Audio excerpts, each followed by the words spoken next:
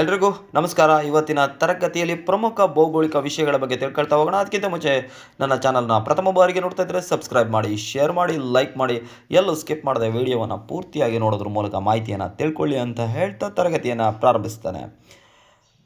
ಪ್ರಮುಖ ಭೌಗೋಳಿಕ ವಿಷಯಗಳಲ್ಲಿ ಭಾರತದಲ್ಲಿ ಕಡಿಮೆ ಮಳೆ ಬೀಳುವಂಥ ಪ್ರದೇಶ ಯಾವುದಪ್ಪ ಅಂದರೆ ರಾಜಸ್ಥಾನದ ರುಯ್ಲಿ ಏನಿದೆ ಆ ಸ್ಥಳದಲ್ಲಿ ಭಾರತದಲ್ಲಿ ಕಡಿಮೆ ಮಳೆ ಬೀಳುವಂಥ ಪ್ರದೇಶ ಆಗಿರುತ್ತೆ ರಾಜಸ್ಥಾನದ ರುಯ್ಲಿ. ಇನ್ನು ಭೂಮಿಯ ಮೇಲೆ ಕಳೆದ 200 ವರ್ಷಗಳಿಂದ ಮಳೆ ಬಾರದೇ ಇರುವಂಥ ಪ್ರದೇಶ ಯಾವುದಪ್ಪ ಅಂದರೆ ಚಿಲಿ ದೇಶದ ಅಟಕಾಮ ಮರುಭೂಮಿಯಲ್ಲಿ 200 ವರ್ಷಗಳಿಂದಲೂ ಕೂಡ ಮಳೆ ಬಂದಿಲ್ಲ.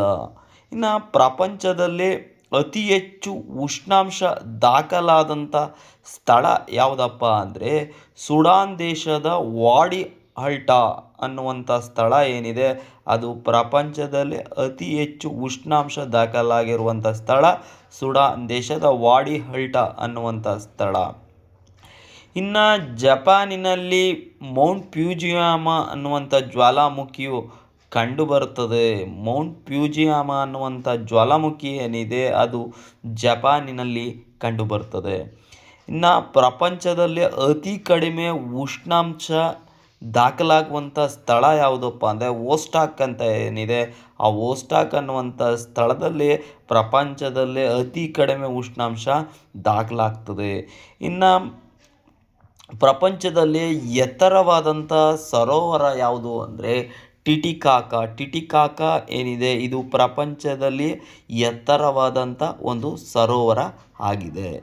ಇನ್ನು ಭಾರತದಲ್ಲಿ ಪ್ರಾಂತೀಯ ಜಲರಾಶಿಗಳಲ್ಲಿ 247 ದ್ವೀಪಗಳು ಇದ್ದಾವೆ. ಪ್ರಾಂತೀಯ ಜಲರಾಶಿಗಳಲ್ಲಿ ಎಷ್ಟು 247 ದ್ವೀಪಗಳು ಇದ್ದಾವೆ.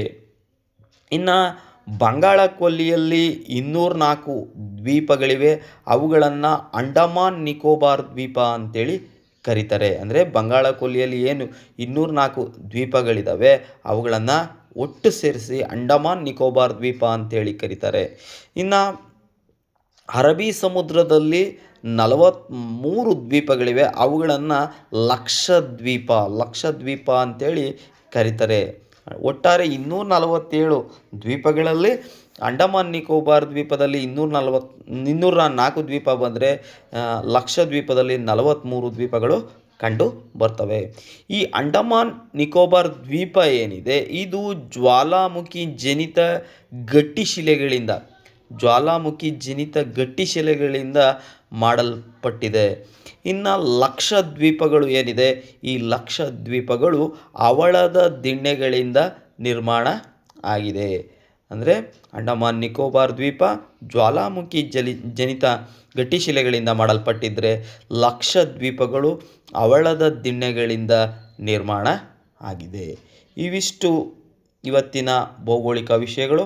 ಮತ್ತಷ್ಟು ವಿಷಯಗಳೊಂದಿಗೆ ಮುಂದಿನ ತರಗತಿಯಲ್ಲಿ ಸಿಗ್ತಾನೆ. ಧನ್ಯವಾದಗಳು. ಶುಭವಾಗಲಿ.